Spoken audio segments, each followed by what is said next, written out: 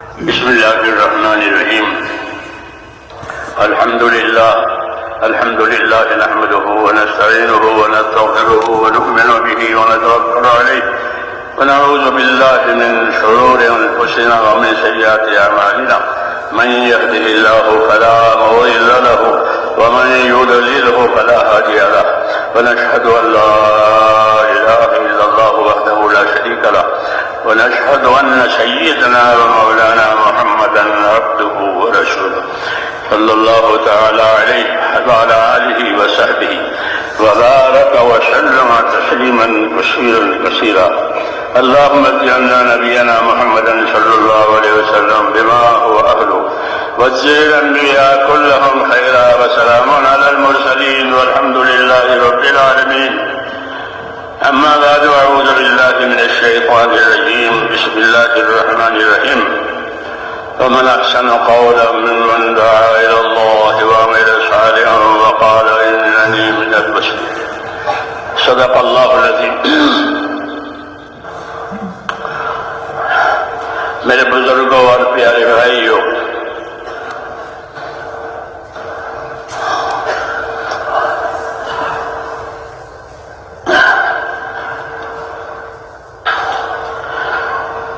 اللہ تبارک و تعالیٰ کی طرف سے اپنے بندوں کی طرف بنیادی طور پر دو چیزیں آتی ہیں. ایک اس کی نعمتیں آتی ہیں اور ایک اس کے احکام آتے ہیں.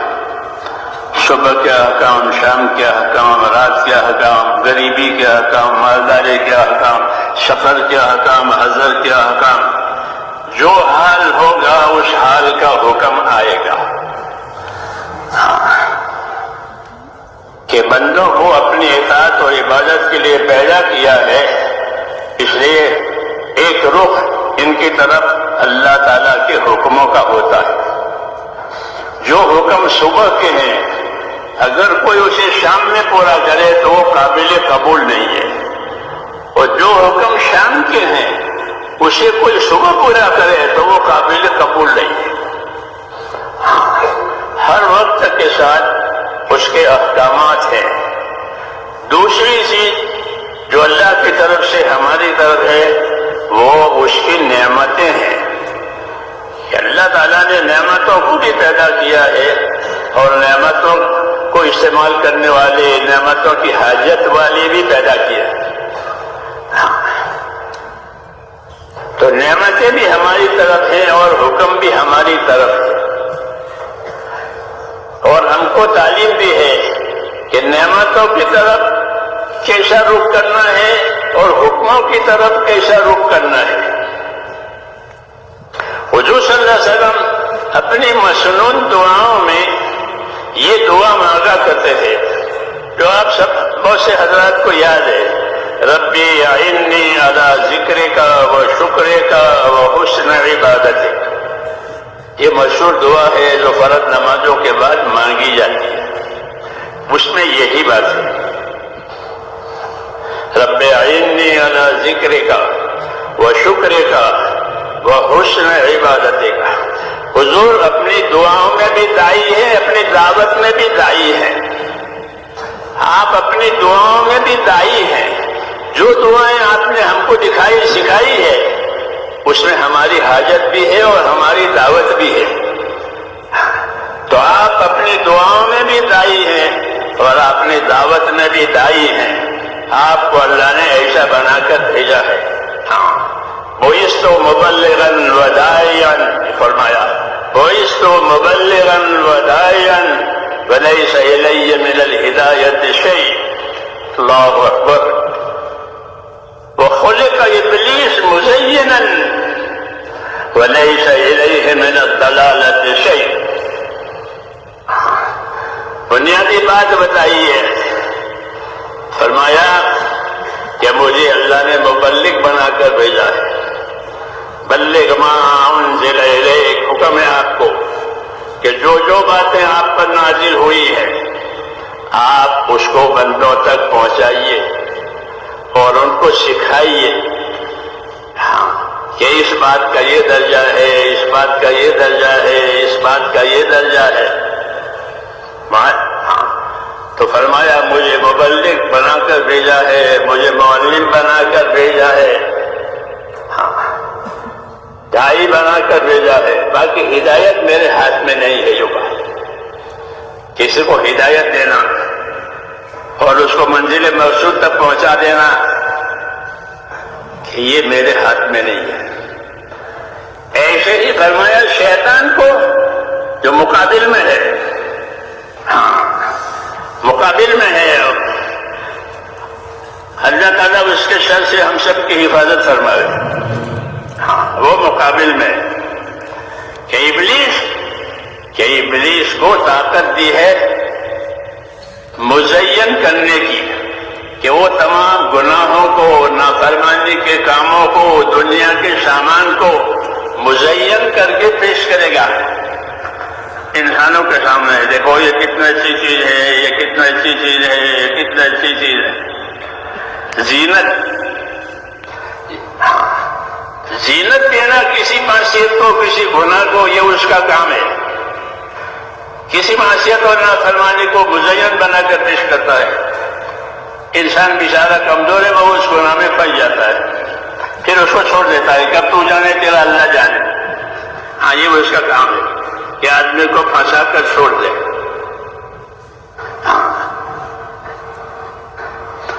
تو یہ مقابل طاقتیں ہیں، ایک طاقت نبی کو دی ہے، ایک طاقت شیطان کی ہے۔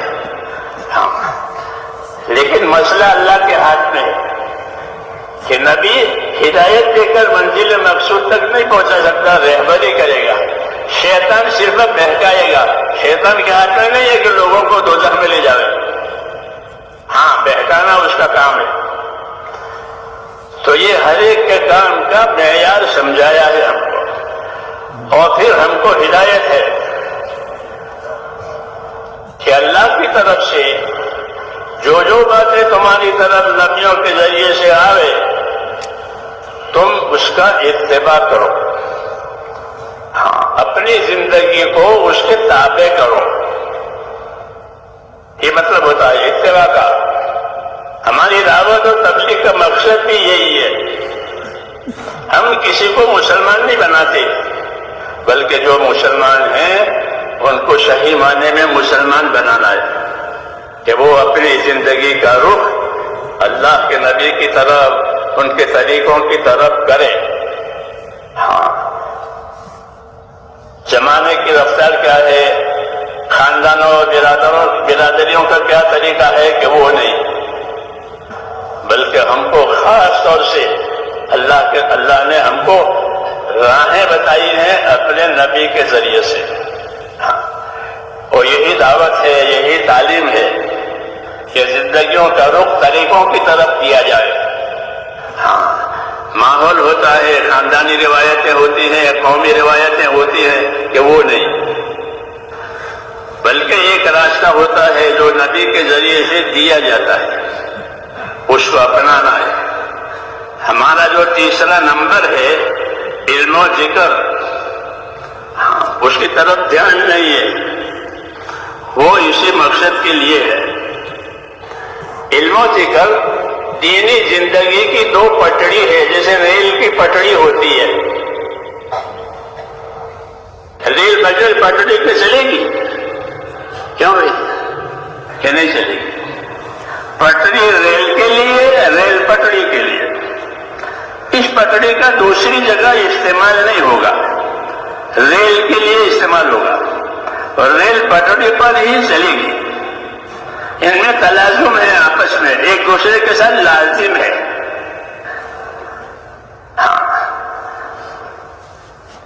علم و ذکر یہ پٹڑی ہے دو دینی زندگی گزارنے والوں کے لیے، اس کے ذمے ہے کہ وہ اپنی زندگی کے ریل کو اس پر چلائے۔ یہ مقصد ہے علم و ذکر کا۔ علم سے کیا مراد ہے اور علم سے کیا دینا چاہتے ہیں؟ تو علم سے دو باتیں دینا چاہتے ہیں بنیادی طور پر۔ ایک بات بنیادی طور پر علم سے یہ دیں گے کہ وہ ہم کو فضائل کا علم دیں گے، بندوں کو نبیوں کا طریقہ ہوتا ہے بندوں کو خدا کی طرف متوجہ کرنے کے لیے ان کے پاس کوئی حکومت، کوئی طاقت، کوئی دبدبہ، کوئی دوش ان کے پاس نہیں ہوتا. تو ان کے پاس کیا ہوتا ہے کہ ان کے پاس ایک تو ان کی پاکیزہ زندگی ہوتی ہے ہر نبی کی، کہ لوگ اس کو دیکھتے ہیں، ان کی پاکیزہ زندگی. پھر جب ان کا وقت آتا ہے اپنے کام کو ظاہر کرنے کا تو اللہ تعالیٰ کے حکم سے پھر وہ اپنے کام کو ظاہر کرتے ہیں. تو لوگ ان کی زندگیوں کو دیکھتے ہیں. حضور صلی اللہ علیہ وسلم نے بھی جب لوگوں نے آپ کی نافرمانی کی اور آپ کو جادوگر بتایا، یہ بتا فرمایا تم دیکھتے نہیں ہو میں تو ایک لمبی عمر تک تمہارے درمیان میں رہا ہوں. نبوت تو بعد میں ظاہر ہوئی ہے. وقت لبثت فیکم عمرا من قبلہ افلا تعقلون. میں نے تو تمہارے اندر ایک عمر گزاری ہے 40 برس کی، پھر بھی تم نہیں سمجھتے ہو کہ اگر اس کو کوئی اور چیز کرنی ہوتی تو اس عرصے میں وہ کرتا. تو نبی کی زندگی میرے دوستوں پاکیزہ ہوتی ہے پہلے سے ہی. جی ہاں، پھر وہ اپنے مقصد زندگی پر لوگوں کو لاتے ہیں، اور مقصد زندگی پر لانے کے لیے ان کا طریقہ یہ ہوتا ہے کہ وہ بندوں کو بشارتیں سناتے ہیں. کیونکہ آدمی کے اندر اپنے نفع کا حرص ہے. ہر آدمی اپنے نفع کا حریص ہے کہ مجھے نفع ہو جاوے، مجھے کامیابی ہو جاوے، میرا مقصد پورا ہو جاوے. یہ ہر آدمی میں اپنا حرص. دوسری صفت اس کے اندر ہوتی ہے انسان کے اندر خوف، کہ میں کسی خطرے سے دوچار نہ ہو جاؤں. ہاں، حال میں بھی مستقبل میں بھی کسی خطرے سے میں دوچار نہ ہو جاؤں، اس کا اس کو خوف ہوتا ہے. ہاں، اور اپنے نفع کی حرص اور امید ہوتی ہے. یہ آدمی کی فطرت ہے کہ اپنے نفع کا حرص اور امیدوار اور اپنے خطرے سے ڈرنے والا، یہ اس کا مزاج ہے. اللہ تعالیٰ نے اس مزاج کی رعایت کرتے ہوئے ہم کو اپنے راستے پر ڈالا ہے کہ جو جس چیز کا اس کو حرص اور شوق ہے اس کے دینے کے وعدے کیے ہیں. ہاں، دینے کے وعدے کیے ہیں اللہ نے کہ تم کو یہ دیں گے اور یہ دیں گے اور یہ دیں گے. قرآن شریف میں دو چیزیں ہیں، ایک شرطیں ہیں اور ایک وعدے ہیں. شرطیں ہم پوری کریں گے، وعدہ اللہ پورا کرے گا. ایمان والوں کے ساتھ یہ معاملہ ہے کہ کچھ شرطیں لگا رکھی ہے اللہ نے، وہ شرطیں بندے پوری کریں گے، اور وعدہ کہ وعدہ اللہ پورا کرے گا. دعوت میں یہ ہوتا ہے، اس میں ایک قسم حکموں کی یہ ہوتی ہے کہ جس میں ہم کو نفع بتایا ہے، فائدہ بتایا، فضیلت بتایا اور ڈرایا بھی ہے کہ نہیں کرو گے تو یہ ہوگا اور کرو گے تو یہ ملے گا. اس کو فضائل کہتے ہیں. ہر نبی کی دعوت میں، ان کی تبلیغ میں فضائل کا علم ہوتا ہے کہ وہ بندوں کو اللہ پر یقین اور اللہ کے وعدے پر چلانا چاہتے ہیں. وہ اپنی طرف سے کچھ نہیں کہتے، بلکہ یہ کہتے ہیں کہ اگر تم نے اللہ کی بات مان لی تو اللہ تمہیں یہ دیں گے اور یہ دیں گے اور یہ دیں گے، اور نہیں مانو گے تو پھر یہ ہوگا اور یہ ہوگا اور یہ ہوگا. یہ ان کا طریقہ کار ہے. اس طریقے سے وہ بندوں کو اللہ کی طرف متوجہ کرتے ہیں، اور اللہ کی طرف متوجہ کرنے کے لیے وہ ایک بات اور بھی کرتے ہیں کہ وہ اللہ کی قدرت سمجھاتے ہیں کہ تم اللہ کی قدرت پر غور کرو. تو قدرت سمجھاتے ہیں کہ دیکھتے نہیں ہو اللہ نے اکیلے نے یہ سارا بنایا ہے اور سارا چلا رہا ہے، اس کا کوئی شریک نہیں ہے. اور اس کا کوئی مد مقابل بھی نہیں ہے. ہاں دونوں باتیں نہیں ہیں. اللہ کا کوئی جنس بھی نہیں، ضد بھی نہیں. بری ذات ازت و احمد ضد و جنس غنی ملک ستا آتے جن و انس. ایک اللہ کا نیک بندہ اللہ کی تعریف میں یہ بات کہہ رہا ہے کہ بری ذات ازت و احمد ضد و جنس غنی ملک ستا آتے جن و انس. کہ اللہ کی مبارک ذات بری اور پاک ہے. کہ کس سے پاک ہے؟ کہ ضد سے اور جنس سے. ضد کہتے ہیں مقابل طاقت کو، جیسے آگ اور پانی، اور جنس کہتے ہیں موافقت طاقت کو، جیسے یہ کام دوسرے کے لیے. تو ایسی کوئی طاقت اللہ کے ساتھ نہیں ہے. اللہ اپنی تمام طاقتوں کے ساتھ اکیلا ہے. نہ ضد میں کوئی طاقت ہے، نہ جنس میں کوئی طاقت ہے. بلکہ وہ اپنے تمام طاقتوں کے ساتھ تنے تنہا وہ اکیلا ہے. ہاں یہ تعریف کرائیے کہ بری ذات ازت احمد ضد و جنس غنی ملک ستا آتے جن و انس. دوسرا کیا کہ اللہ تعالیٰ بادشاہ ہے، ملک ہے، بادشاہ ہے، لیکن اس کی بادشاہت انسانوں اور جناتوں کی اطاعت کی وجہ سے نہیں ہے. جیسے حاکم کی حکومت رعیت کی وجہ سے ہے. رعیت الٹ گئی تو اس کی حکومت الٹ گئی. رعیت الٹ گئی تو حکومت الٹ گئی. کہ حاکم کی حکومت رعایا کی وجہ سے ہے. خدا کی خدائی اور خدائی کا ملک جناتوں اور انسانوں اور فرشتوں کی عبادت کی وجہ سے نہیں ہے. وہ ان سے بری ہے. ہاں بلکہ وہ اپنی ذات سے خود واجب الوجود ہے. ہاں کسی کی طرف اس کی حاجت نہیں ہے، سب کی حاجتیں اس کی طرف ہے. سب کی حاجتیں اللہ کی طرف ہے، اللہ کی حاجت کسی کی طرف نہیں. اللہ غنی ہے، یہ اللہ کی شان ہے. ہاں اعلیٰ اور بالا، کہ نہ اللہ سے کوئی اعلیٰ ہے نہ اللہ سے کوئی بالا ہے. لا الہ الا اللہ وحدہ لا شریک لہ. جی ہاں یہ خدا کی خدائی ہے. تو نبیوں نے سب سے پہلے خدا کی خدائی کی پہچان کرائی ہے. دوسری بات کہ ساری چیزیں وہ اللہ کے تابع ہیں. سارے خزانے اللہ کے ہیں اور اس کے تابع ہیں. ہر قسم کے خزانے ہیں، آفتوں کے بھی اور نعمتوں کے بھی، اور وہ اللہ کے قبضے میں ہے. وَإِن مِّن شَيْءٍ إِلَّا عِندَنَا خَزَائِنُهُ. کوئی چیز ایسی نہیں ہے ہاں بلکہ ہر چیز کے خزانے ہمارے پاس ہیں. اور حکمت کے ساتھ ان خزانوں میں سے مخلوق کی طرف نکالتے رہتے ہیں، دیتے رہتے ہیں، حکمت سے دیتے ہیں. جی ہاں بعض مرتبہ خزانوں میں سب کچھ ہے لیکن دیتے نہیں ہے. دیتے نہیں ہے، بند کر کے رکھ دیا. جی ہاں بند کر دیا. یہ کیوں بند کر دیا؟ کہ اللہ تعالیٰ جب کوئی چیز بند کریں گے تو ظلم کرنے کے لیے بند نہیں کریں گے، تنگ کرنے کے لیے بند نہیں کریں گے، بلکہ حکمت سے بند کریں گے. کوئی حکمت ہے، کوئی حکمت ہے. وہ حکمت اللہ جانتا ہے. اس حکمت کی وجہ سے اس کو بند کیا ہے.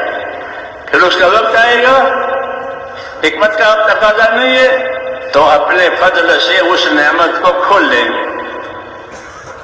حکمت سے بند کریں گے، فضل سے کھولیں گے.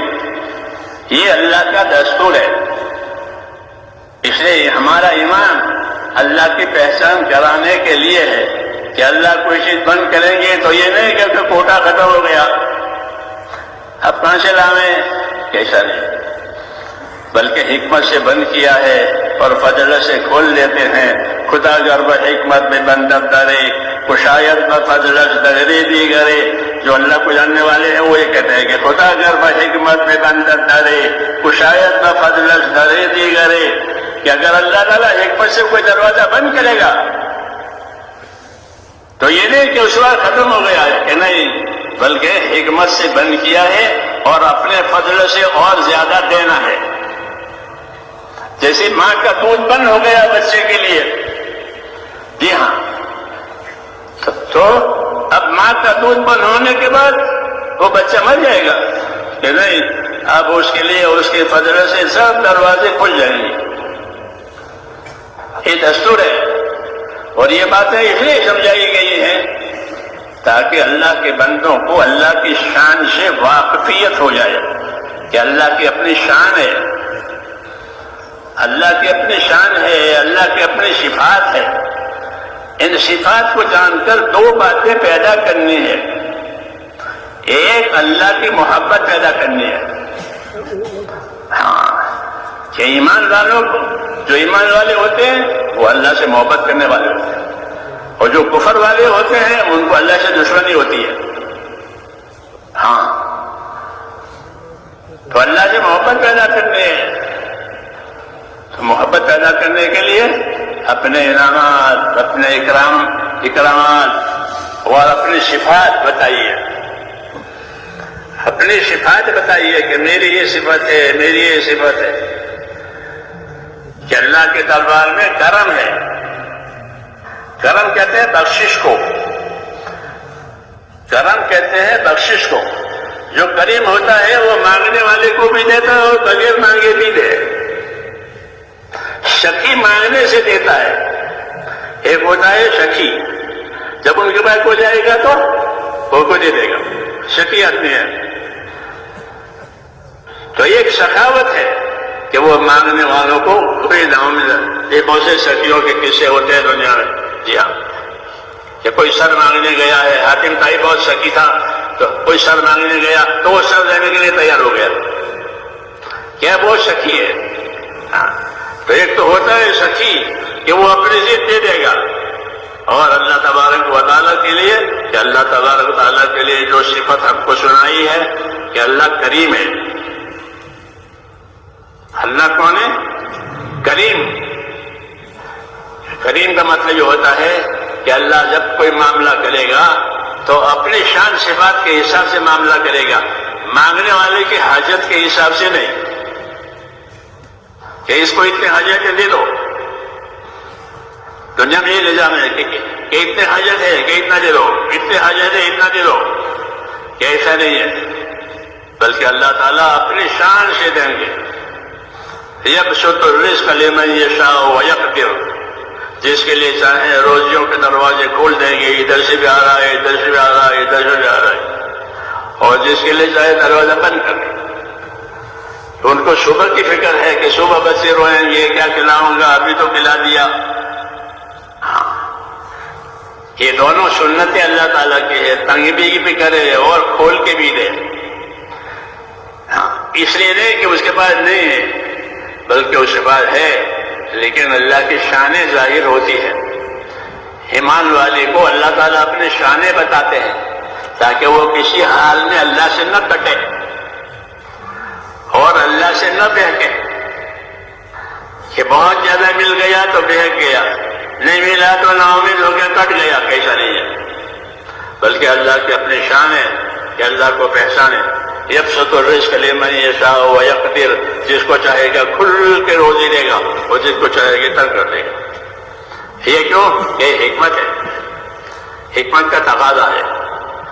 اس لیے ہم کو یہ حکم دیا ہے حضور صلی اللہ علیہ وسلم نے کہ اپنے پروردگار کے ساتھ اچھا گمان رکھو.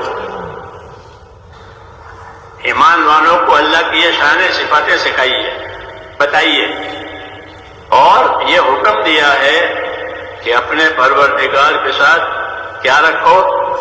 اچھا گمان رکھو. جابر بن عبداللہ یہ کہتے تھے کہ حضور صلی اللہ علیہ وسلم نے اپنی وفات سے 3 دن پہلے مجھ سے یہ فرمایا کہ جابر، تمہاری موت اس حالت میں آوے کہ تمہارا گمان اپنے پروردگار کے ساتھ اچھا ہو. میری بات سمجھ میں آ رہی ہے؟ کہ اللہ کے ساتھ تمہارا معاملہ کیسا ہو. ہم اللہ کے بندے ہیں، وہ ہمارا رب ہے، ہمارا خالق ہے، مالک ہے. جی ہاں، ساری مخلوق بھی اس کی ہے اور سارا حکم بھی اس کے ہے، کسی کا کچھ نہیں ہے. الا لہ الخلق والامر، یہ کہا کہ یاد رکھو مخلوق بھی اللہ کی اور فیصلہ اور حکم بھی اللہ کا، کسی کا کچھ نہیں۔ اپنے مخلوق میں جو چاہے فیصلہ کرے، نفع کا نقصان کا، ہاں وہ جانتا ہے۔ یہ اللہ نے اپنا تعارف کرایا ہے کہ وہاں بڑی وسعت ہے، اور رسول نے یہ بتایا کہ اپنے پروردگار کے ساتھ تمہارا گمان اچھا ہونا چاہیے۔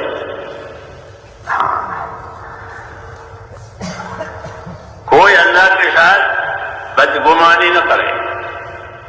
ہاں یہ اس لیے ہے کہ جب آدمی کسی حالات میں آ جاتا ہے تو شیطان اس کو بہکاتا ہے کہ تو ایسا ہے، اتنا پابند ہے، دیکھو تیرے اللہ نے تیرے ساتھ کیا کیا، تیرے جوان بیٹے کا انتقال ہو گیا۔ ہاں یہ تیرے جوان بیٹے کا انتقال ہو گیا، اللہ چاہتا تو وہ زندہ رہتا، اللہ چاہتا تو اچھا ہوتا تھا۔ جی ہاں، اس کو اغوا کہتے ہیں، یہ بہکاتا ہے۔ ہاں، اور اللہ تعالیٰ اپنے ہر چیز حکمت سے کرتا ہے، اور شیطان انسانوں کو حالات سے ڈراتا ہے۔ جی ہاں، حالات سے ڈراتا ہے۔ اگر اللہ کے راستے میں جانے کا ارادہ کرے تو کہ تو جائے گا اللہ کے راستے میں، ان کا کیا ہوگا، اس کا کیا ہوگا، اس کا کیا ہوگا، اس کا کیا ہوگا۔ ہاں، اب آدمی حیرت میں آ جاتا ہے۔ جی ہاں، بعض مرتبہ وہ پچھڑ بھی جاتا ہے، نہیں جاتا، ہاں اسے اغوا کی وجہ سے۔ تو ایسے موقع پر تعلیم دی ہے کہ یوں ہوگا، یوں ہوگا، کہ اللہ نبی سے فرماتے ہیں کہ قل لن یصیبنا الا ما كتب اللہ لنا، کہ نبی کہہ دو کہ کچھ نہیں ہوگا ہم کو، جو ہمارے رب نے پہلے لکھا ہے وہ ہوگا۔ مصیبت لکھی ہے تو مصیبت آئے گی، راحت لکھی ہے تو راحت آئے گی، تندرستی لکھی ہے تو تندرستی آئے گی، بیماری لکھی ہے تو اللہ تمام چیزیں لکھ چکا ہے۔ جی ہاں، اور جو جو چیزیں لکھی ہیں ان کو ہر روز عمل میں لاتے ہیں۔ جی ہاں، ان کو اپنے عمل میں لاتے ہیں۔ کل یوم ہوا فی شان، کہ ہر روز وہ اپنے کام میں ہے۔ جیسے آپ ادھر اپنے کام میں ہوتے ہیں، اپنی ضروریات میں ہوتے ہیں، کہ اللہ ہر روز اپنے کام میں ہے، اس نے اپنے کاموں کو لکھا ہے۔ جی ہاں، پھر ان کاموں کو روزانہ عمل میں لاتے ہیں۔ آج اس کی موت ہے، اس کو موت دینی ہے، آج اس کو روزی دینی ہے، آج اس کو شفا دینی ہے۔ ہاں، تعارف کرایا کل یوم ہوا فی شان، کہ ہر روز وہ اپنے کام میں ہے۔ ہاں، ایسے نہیں ہے کہ سب مخلوق کام کر رہی ہے، کہ ہر روز اللہ اپنے کام میں ہے، وہ اپنے کاموں کی ترتیب تنفیذ اپنی شان کے مطابق کرتے ہیں۔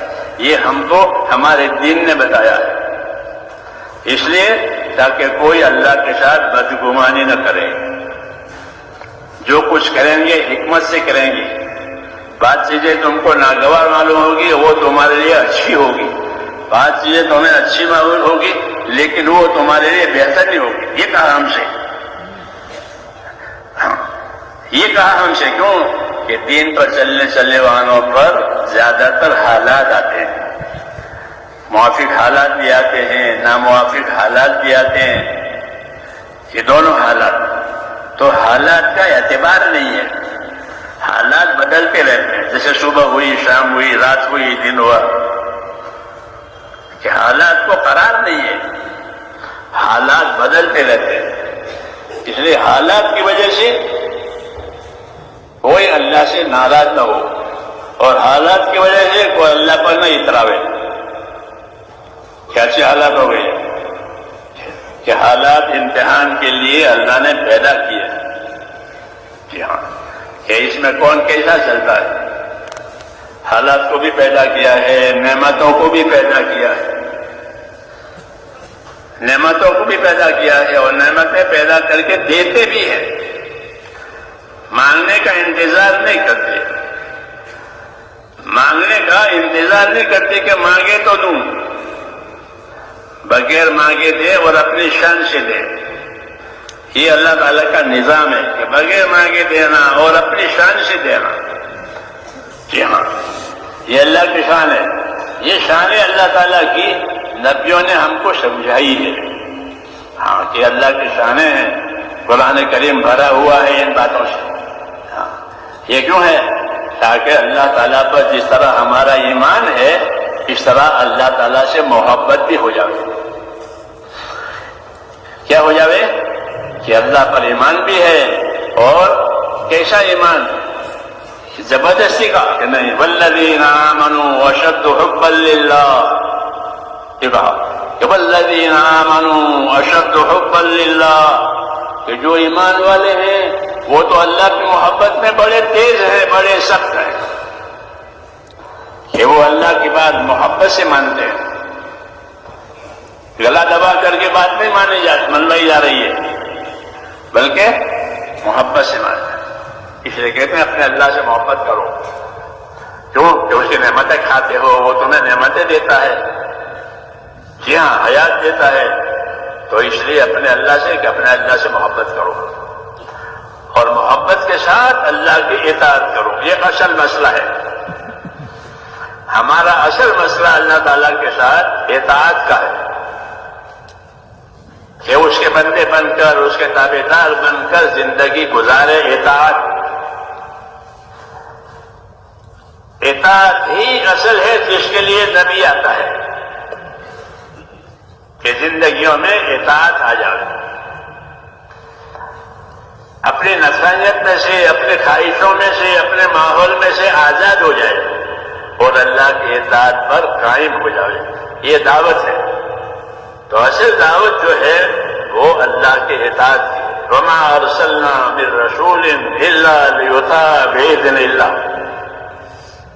یہ فرمایا وما ارسلنا من رسول الا لیطاع باذن اللہ.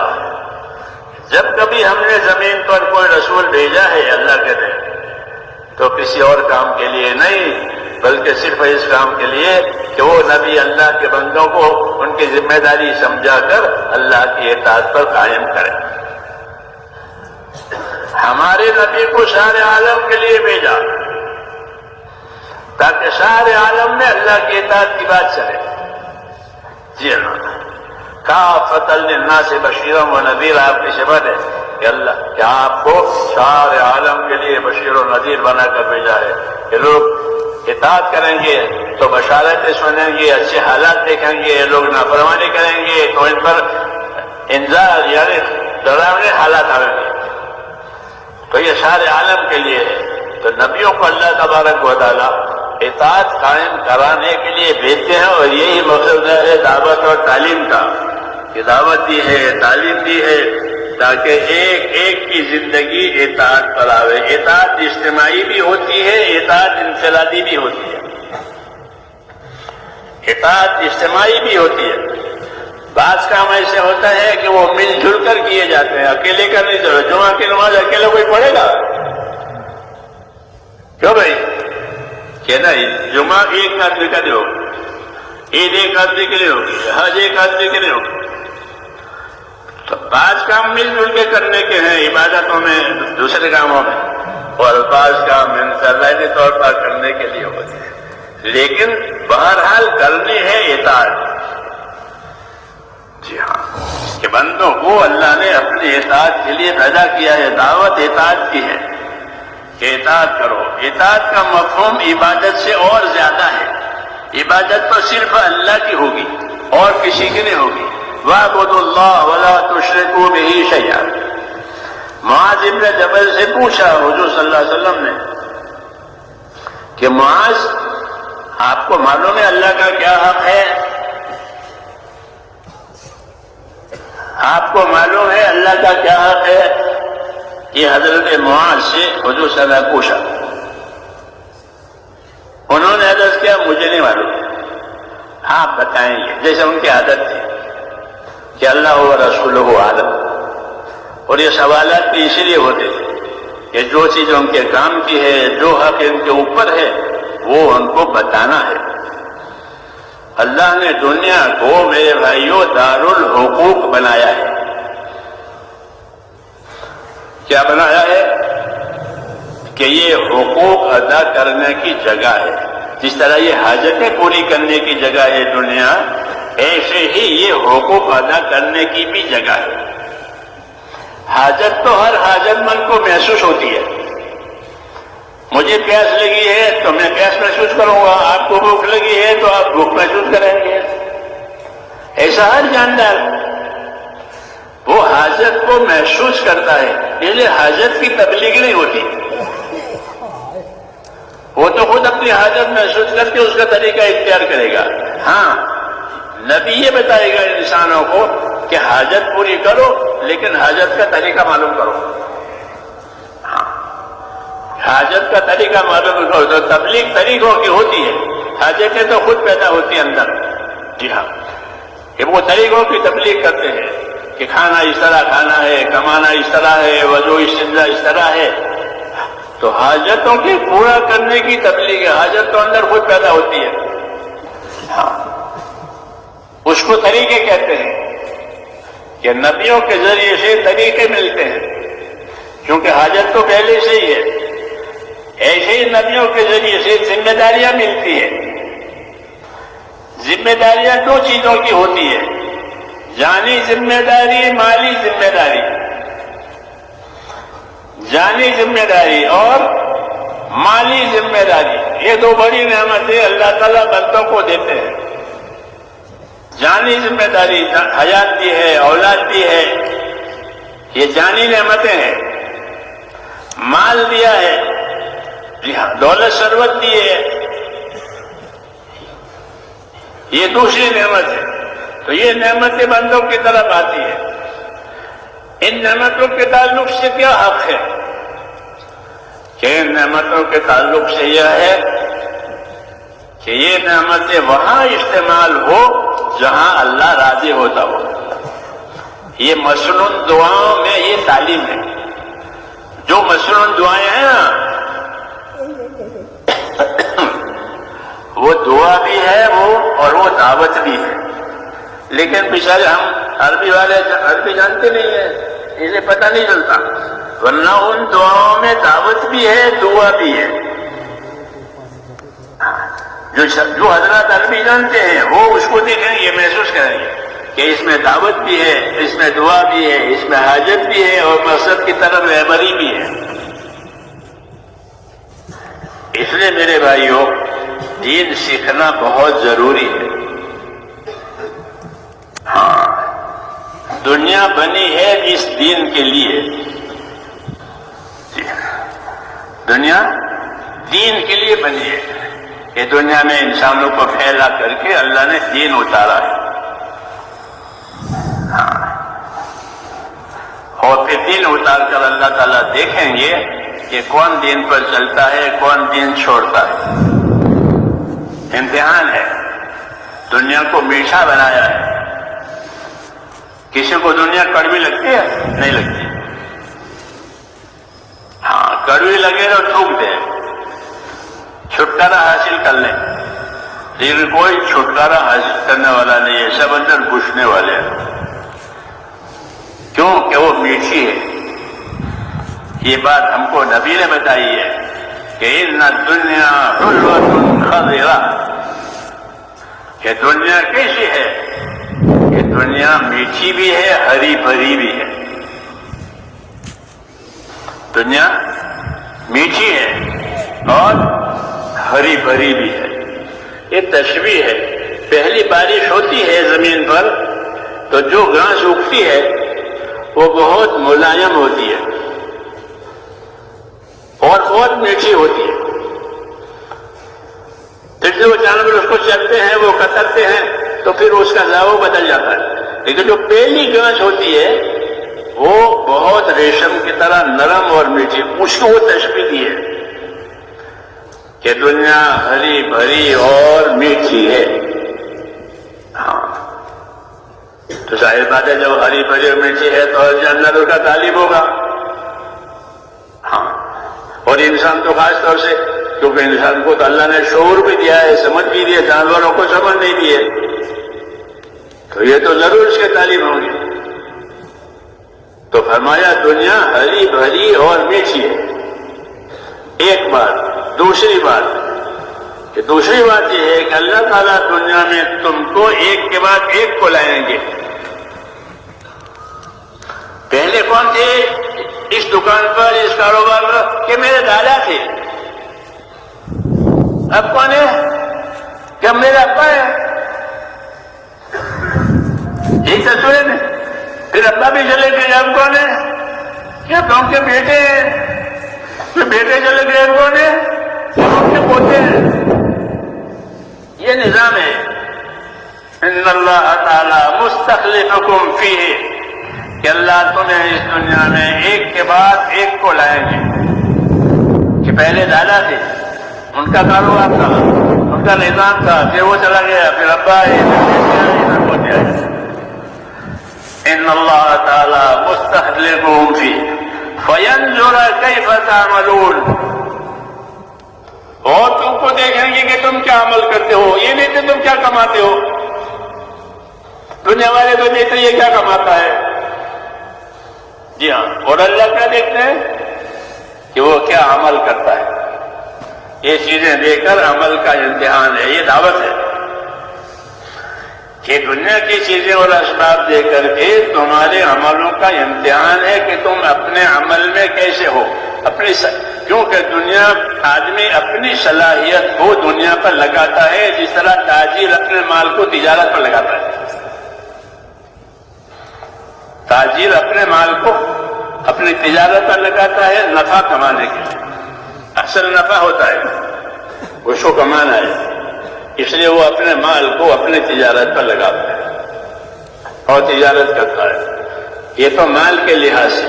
حضور صلی اللہ علیہ وسلم مجھ سے اگلی اور عام بات کہتے ہیں حدیثوں میں.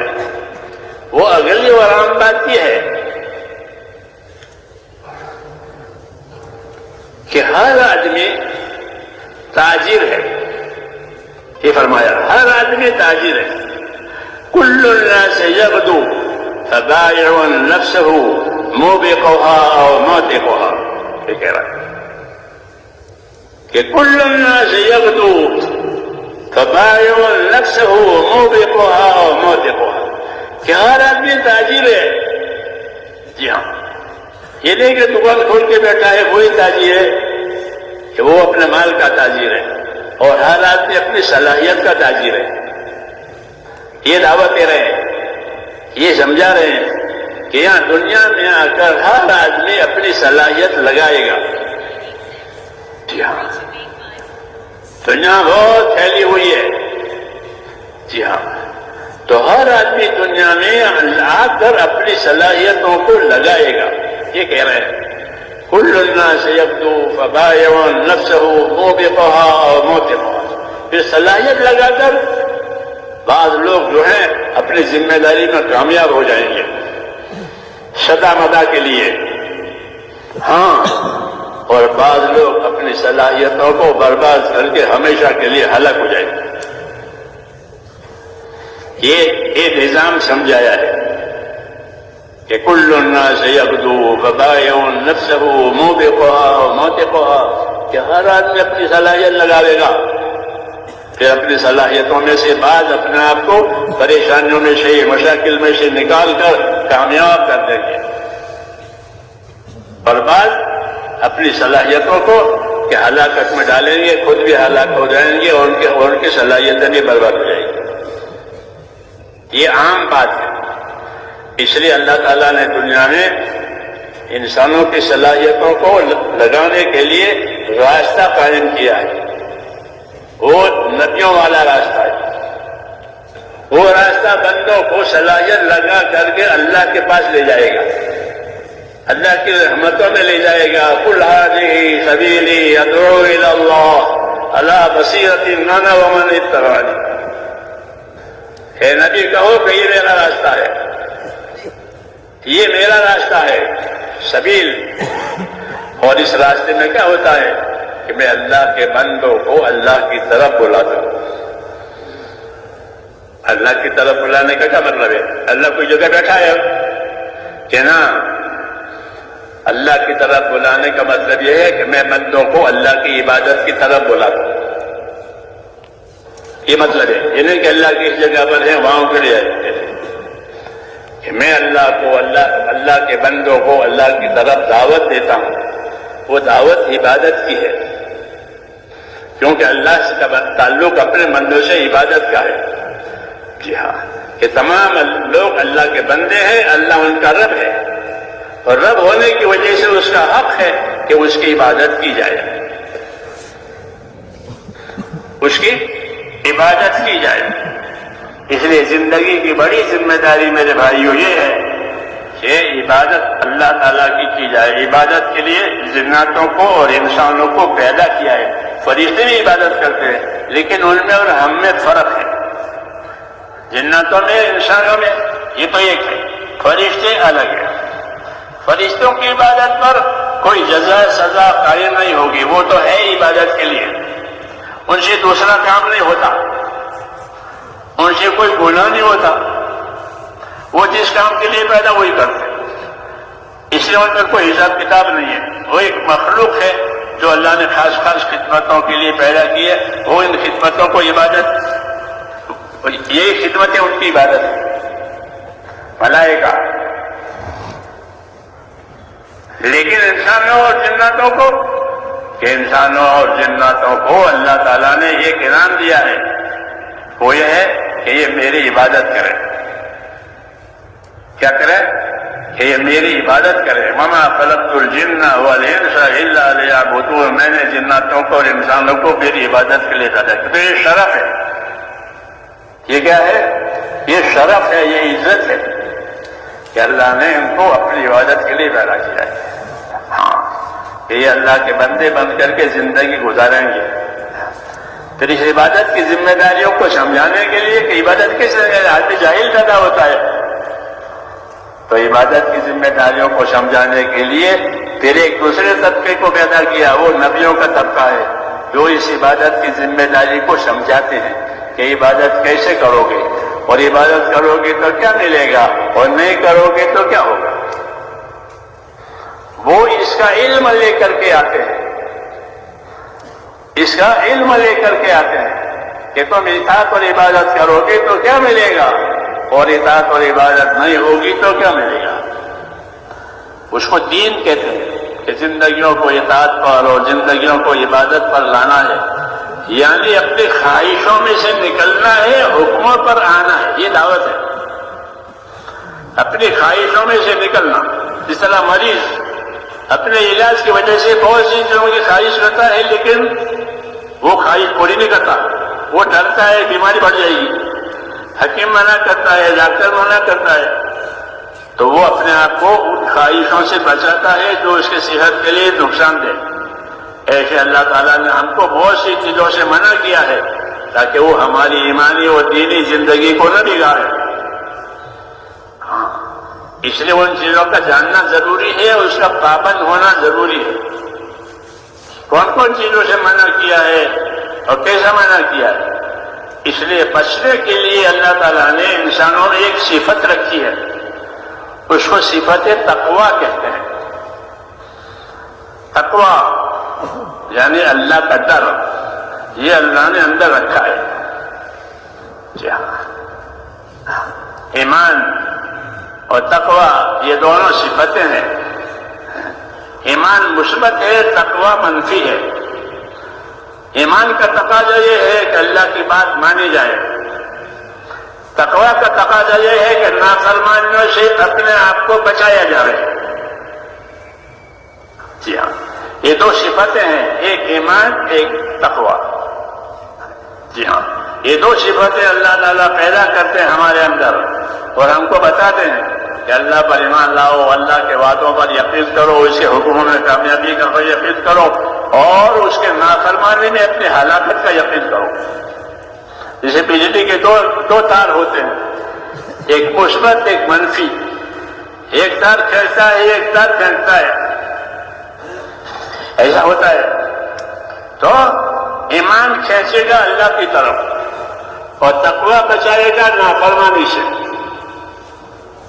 جی ہاں، دین کی دعوت میں ان دونوں صفتوں کے پیدا ہونے کا سامان ہے کہ جب آدمی دین کی دعوت میں اور دین کی محنت میں صحیح اصولوں سے چلے گا، سیکھ کر، سمجھ کر، پوچھ کر، مان کر، تو اللہ ان کو یہ دونوں صفتیں دیں گے، ایمان کی صفت دیں گے، تو اطاعت میں آگے بڑھ جائے گا، تابعداری میں آگے بڑھ جائے گا، محبت سے بات مانے گا۔ دوسری صفت تقوی کی ہے کہ اندر اللہ تعالیٰ ڈر پیدا کر دیتے ہیں، وہ ڈر کی وجہ سے وہ اپنے آپ کو نافرمانی سے بچاتا ہے۔ ایمان اور تقوی یہ دو صفتیں دعوت اور تبلیغ کی محنت سے یہ دونوں صفتیں دلوں میں زندہ ہوتی ہے۔ جو محنت اللہ تعالیٰ نے نبیوں کے ذریعے سے دی ہے، مولانا الیاس صاحب رحمۃ اللہ علیہ اس کام کے بارے میں فرماتے تھے کہ میں اس کو کار نبوت سمجھتا ہوں کہ یہ نبوت کا کام ہے، جیسے حکومت کے کام ہوتے ہیں، تجارت کے کام ہوتے ہیں، کہ میں ان کو نبوت کا کام سمجھتا ہوں۔ تو نبوت کا کام کرنے سے کیا ملے گا؟ جیسے تجارت کا کام کرنے سے مال ملے گا، نبوت کا کام کرنے سے کیا ملے گا؟ کہ نبوت کا کام کرنے سے ایمان اور تقوی ملے گا۔ کیا ملے گا؟ ایمان مثبت ہے، تقوی منفی ہے۔ مثبت ہے یعنی خدا کی طرف آگے بڑھنے کے لیے ایمان دیا ہے کہ اللہ پر ایمان لاؤ، اللہ سے تعلق پیدا کرو، اللہ پر بھروسہ کرو، اللہ سے اچھا گمان رکھو، اللہ کے آگے بڑھو۔ ہاں، تو کیا ملے گا اللہ کی طرف آگے بڑھنے؟ کہ سب سے پہلے اللہ کی طرف آگے بڑھنے والوں کو مغفرت ملے گی۔ کیا ملے گی؟ سابقوا الی مغفرۃ من ربکم۔ مولانا الیاس صاحب فرماتے تھے ہماری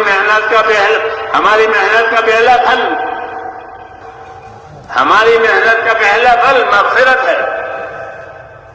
کیا ہے؟ مغفرت، معافی ہو گئی۔ الا تحبون ان یغفر اللہ لکم، جو کہہ رہے کہ تم کو پسند نہیں کہ اللہ تمہاری مغفرت کرے؟ کہ کیوں نہیں؟ ہم تو پسند ہے کہ اللہ ہماری مغفرت کرے۔ تو فرماتے تھے کہ اللہ کی اطاعت اور اللہ کی طرف بڑھنے میں پہلا انعام یہ ملے گا کہ کام کرنے والوں کی اللہ مغفرت کرے گا، اس لیے کہ کام کے دوران میں ان سے غلطیاں بھی ہوگی، گناہ بھی ہوں گے، جی آگے پیچھے بھی کریں گے، انسان ہے، اس کے قدم پھسل جاتے ہیں، وہ بھول جاتا ہے یہاں، اور بعض مطلب سست ہو جاتا ہے، جان بوجھ کے سست ہو جاتا ہے۔ جی ہاں، تو ایسی حرکتیں اس سے ہوتی ہے، اس لیے اپنی طرف دعوت دی ہے اللہ نے، اور دعوت دے کر مغفرت کا وعدہ کیا۔ کس کا؟ تمہاری مغفرت ہو جائے گی، ہماری دعوت پر آؤ، ہمارے کام پر آؤ، ہماری طرف سے دی ہوئی ذمہ داریوں کو پورا کرو۔ یہ کیا ملے گا؟ کہ مغفرت ملے گی۔ الا تحبون ان یغفر اللہ لکم، کیا تم یہ پسند نہیں کرتے کہ اللہ تمہاری مغفرت کرے؟ کہ سب سے بڑی نعمت یہی ہے کہ اس کی موت پر اللہ اس کی مغفرت کرتے۔ قصہ ختم ہو گیا، مغفرت ہو گئی، سارے گناہ معاف ہو گئے، کہ بس اب کیا ہے کہ مغفرت کے بعد اللہ کی نعمت ہے۔ جی ہاں، اللہ کی نعمتیں ہیں، پہلے مغفرت ہو جائے گی، پھر نعمت۔ سابقوا الی مغفرۃ من ربکم، اللہ کی مغفرت کی طرف بڑھو، ایسے اسباب اختیار کرو، ایسے اعمال اختیار کرو جو تمہاری مغفرت کا ذریعہ بن جائے۔ کہ مغفرت آدمی کو لے ڈوبتی ہے، مغفرت آدمی کو ڈوبتے ہو یا آدمی کو بچاتی ہے، جیسے گناہ اس کو ڈبوتے ہیں اور مغفرت ہو تو نجات ہو جاتی ہے۔ تو مغفرت کے اسباب پیدا کرو، کہ مغفرت کے اسباب کیا ہیں؟ یہ مغفرت کا ایک سبب ایمان ہے، کہ ایمان کی وجہ سے مغفرت ہوگی، جس کا ایمان نہیں اس سے مغفرت نہیں ہوگی۔ جس کا ایمان نہیں ہے کفر ہے کہ اس کو اللہ کبھی معاف نہیں کرے گا، اور جس کا ایمان ہے چاہے ہلکا ایمان ہو لیکن وہ مغفرت کا سامان ہے، اس لیے ایمان دیا، مغفرت کا وعدہ کیا۔ ہاں، ایمان کا کیا تقاضا ہے؟ آدمی کے پاس مال آتا ہے تو مال کا تقاضا ہوتا ہے کہ تجارت کی جائے، ورنہ کھا جائے گا، خود ہی کھا جائے گا اگر تجارت نہیں کرے گا تو، اس لیے وہ اپنے مال کو تجارت پہ دوسری ایسی جگہوں میں لگاتے ہیں وہ بڑھتا رہے۔ تو مال تجارت پر لگانے سے بڑھتا ہے اور بچتا بھی ہے۔ ایسے میرے دوستوں زندگیوں کو اطاعت پر لگانے کی وجہ سے وہ زندگی نفع دینے والی ہوتی ہے، کہ بعض لوگوں کی زندگی نفع دینے والی ہوتی ہے، بعض لوگوں کی زندگی کھوٹ میں اتارنے والی ہوتی ہے۔ جیسے میں پہلے عرض کیا تھا کہ کل الناس یغدو فبائع نفسه موبقها وموتقها، کہ ہر آدمی اپنی زندگی میں گزارتا ہے، پھر یا تو اپنی زندگیوں کو پریشانیوں میں سے آزادی دلاتا ہے یا اپنے آپ کو پریشانیوں میں ڈال کر ہلاک کرتا ہے۔ یہ دو قسم کے لوگ ہیں۔ اس لیے اللہ تعالیٰ نے رحم فرما کر کے ایک راستہ رحمتوں کا دیا ہے، وہ راستہ دین کا ہے، دین کی دعوت کا ہے، دین کے سیکھنے سکھانے کا ہے۔ تو دین کے سیکھنے سکھانے میں ایمان والوں کے لیے دو چیزیں بڑی ہیں، ایک علم اور ایک اللہ کا ذکر، علم و ذکر۔ علم و ذکر یہ دو پٹڑی ہے ریل کی، کہ مسلمان کی زندگی علم و ذکر پر ہوگی۔ علم و ذکر کا کیا مطلب ہے؟ کہ اس کو اللہ نے ایمان دیا ہے تو اللہ نے اس کو ایمان کے تقاضے پورا کرنے کے لیے اپنے حکموں کا علم دیا ہے، کہ یہ کرنا ہے، یہ نہیں کرنا ہے، یہ بچنے کے لیے ہے، یہ بڑھنے کے لیے ہے، اس میں بڑھنا ہے، اس میں بچنا ہے۔ اس قسم کے احکام دیے ہیں اس علم میں۔ علم نہیں ہے تو پھر یہ جاہل ہے، جہالت ہے۔ جہالت کا نتیجہ جہنم ہے، جہالت کا نتیجہ جہنم۔ یہ قاعدہ ہے کہ جہالت کہاں لے جائے گی؟ کہ جہالت جہنم میں لے جائے گی۔ سرانجام جاہل جہنم بود۔ ہم تو فارسی پڑھتے تھے، چھوٹی چھوٹی کتابیں ہوتی تھی لیکن بڑی بڑی باتیں ہوتی تھی۔ اب لوگ دین پڑھتے نہیں ہیں، گہرائی پیدا نہیں ہو رہی ہے دین کے کاموں میں۔ ہاں، تو اس میں بتایا تھا کہ سرانجام جاہل جہنم بود، کہ جاہل کا سرانجام جہنم ہے، یعنی جہالت جہنم میں لے جانے کے لیے ہے۔ ہاں، اللہ کون ہے، رسول کون ہے، اللہ کی طرف سے کیا ملا ہے، کیا نہیں، کچھ نہیں۔ تو یہ نابینا ہے، یہ نابینا ہے، اندھا ہے۔ رسول صلی اللہ علیہ وسلم کا بڑا کمال یہ تھا کہ آپ نے لوگوں کو جہالت میں سے نکالا۔ اس جہالت کی وجہ سے وہ عمل کرتے تھے لیکن غلط عمل کرتے تھے۔ تو جاہل ہے، ننگا طواف کرتے تھے۔ طواف بیت اللہ کا ایک ایسی عبادت ہے جو ایک ہی جگہ ہوتی ہے، دوسری جگہ نہیں ہوتی، وہ ایک ہی جگہ ہوتی ہے۔ اسے لوگ شوق سے جاتے ہیں، طواف کرتے ہیں، مثابۃ للناس یومنا، بیت اللہ کی صفت بتائیے، یہ صفت بتائیے کہ یہ حرم شریف ہے اور یہ کعبہ ہے، یہ مثابۃ للناس یومنا، یہ لوگوں کے بار بار آنے کی جگہ ہے۔ لوگ وہاں بار بار جاتے ہیں، حج کے لیے جا رہے ہیں، عمرے کے لیے جا رہے ہیں، بار بار جائیں گے اور بیت اللہ کی جگہ بار بار پھریں گے۔ ہاں، کہ بار بار آنے کی جگہ ہے، مثابۃ للناس، اور ایک امن کی جگہ ہے کہ جو عمل وہاں ہے وہ دنیا کے کسی خطے میں نہیں۔ امن کی جگہ ہے، لیکن شیطان نے اس کو بگاڑ دیا کہ لوگوں طواف کرو، اور طواف کو ننگا کرا دیا۔ تمہارے کپڑوں میں تم نے گناہ کیے ہیں تو گناہ والے کپڑوں سے کیسے عبادت ہوگی؟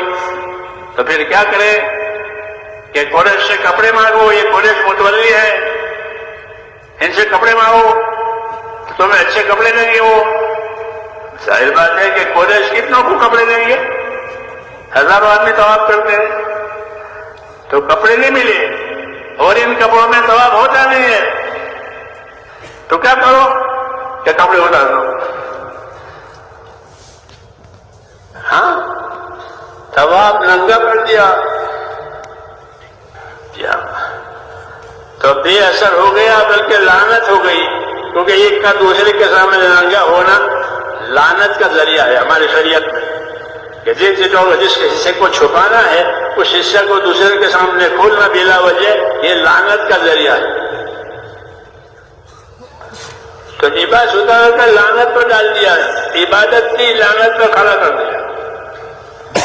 یہ شیطان کا کام ہوتا ہے. اس لیے اللہ تعالیٰ نے مسلمانوں کو نبی کے ذریعے سے علم و ذکر دیا ہے تاکہ جہالت سے یہ بہک نہ جائے اس طرح. ہاں اس لیے علم و ذکر دینداری کے لیے ایسی ضرورت ہے جیسے پٹری ریل کے لیے. بغیر پٹری کے ریل نہیں چل سکتی اور پٹری صرف ریل کے لیے ہے اور ریل پٹری کے لیے ایک دوسرے کا جوڑ ہے. ایسے یاد رکھو تبلیغ صرف پھرنے کا نام نہیں ہے.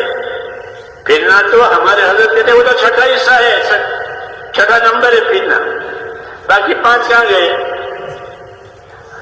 تو ایک نمبر ہمارا علم و ذکر بھی ہے. جی ہاں کہ علم و ذکر کے ذریعے سے راستہ ملے گا کہاں پھرنا کیسا پھرنا کب پھرنا. ہاں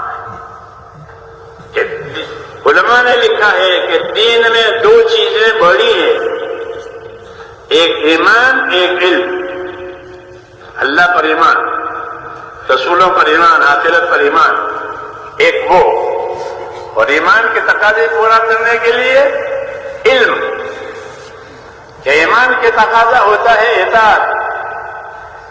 کوئی پوچھے ایمان کا کیا تقاضا ہے جیسے مال کا کیا تقاضا ہے کہ مال کا تقاضا یہ کہ تجارت کرو تاکہ وہ بڑھے اور باقی رہے. تجارت نہیں کرے گا تو کھا جائے گا پھر محتاج ہو جائے گا. اس لیے مال کو لوگ تجارتوں میں لگاتے ہیں انفرادی طور پر بھی اور اجتماعی طور پر. کمپنیاں بنا کر تجارت کرتے ہیں انفرادی طور پر بھی تجارت کرو تاکہ یہ بڑھے. ایسے ہی میرے بھائیوں اپنے ایمان کو بڑھانے کی بات ہے کہ تمہارے ایمان کیسے بڑھے گا کہ ایمان بڑھے گا ایمان کے تقاضے پورا کرنے سے. ایمان کا کیا تقاضا ہے؟ ایمان کا تقاضا اطاعت ہے. ایمان کا کیا تقاضا ہے؟ اطاعت. اطیعوا اللہ واطیعوا الرسول لعلکم ترحمون. اطاعت کرو اللہ کی اس کے رسول کی. تم اللہ رسول پر ایمان لائے ہو تو اس کے اطاعت کرو تاکہ تم پر رحم ہو جائے. اس لیے دعوت کی محنت کے ذریعے سے اپنے اندر اطاعت پیدا کرنی ہے. اطاعت 2 قسم کی ہے ایک اجتماعی ایک انفرادی. ایک اجتماعی اور ایک انفرادی. اجتماعی اطاعت یہ ہے کہ سارے کے سارے مسلمان مل کر اپنے دین کو زندہ رکھیں اپنے دین کو بڑھائیں. اس کو نصرت کہتے ہیں. کیا کہتے ہیں؟ تمام مسلمانوں پر اللہ نے اپنے دین کے لیے نصرت کی ذمہ داری ڈالی ہے. یا ایھا الذین آمنوا کونوا انصار اللہ. اے ایمان والو تم سارے کے سارے اپنے دین کے مددگار رہو. یہ ذمہ داری ہے اجتماعی. تم سارے کے سارے اپنے دین کے لیے مددگار رہو. دین کو کس چیز کی مدد ضرورت ہے؟ پیسوں کی کہ نبی پیسہ نہیں مانگتا نصرت مانگتا ہے کہ جو کام میں کر رہا ہوں وہ تم بھی اوڑھو تم بھی اوڑھو. تو نصرت ہوتی ہے نبی کا اتباع کرنے سے. نبی کا اتباع کرنے سے دین کی نصرت ہوتی ہے. کیوں کہ نبی ہی آ کر نصرت کا تقاضا کرتا ہے. حضور صلی اللہ علیہ وسلم مکی دور میں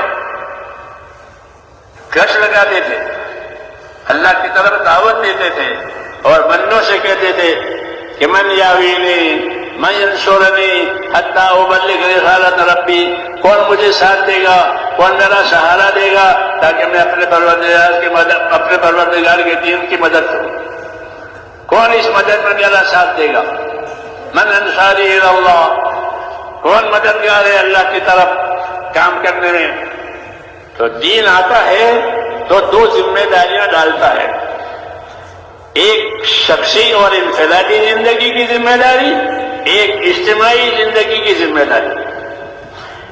انفرادی زندگی کی ذمہ داری یہ ہے کہ ہر مسلمان اپنے آپ کو اللہ کے نبی کی سنت اور شریعت کا پابند کرے۔ میری بات سمجھ آ رہی ہے؟ یہ دیکھو کہ تبلیغ میں پھرنے سے کتنی شریعت پر عمل ہو رہا ہے، کتنی سنتوں پر عمل ہو رہا ہے، یہ انفرادی دیکھنا ہے، یہ انفرادی دیکھنا ہے۔ دوسرا دیکھنا نصرت کا ہے کہ ہم نے اپنے دین کو آگے بڑھانے کے لیے کتنی نصرت کی ہے، کتنی اجتماعی محنت کی ہے تاکہ ہر جگہ فضا بنے اور رکاوٹیں ختم ہو جائے۔ تو ہمارے ذمے نصرت کی بھی ذمہ داری ہے اور اتباع سنت کی بھی ذمہ داری ہے، ہاں، کہ اتباع سنت کی وجہ سے سارے کام ہو جائیں گے۔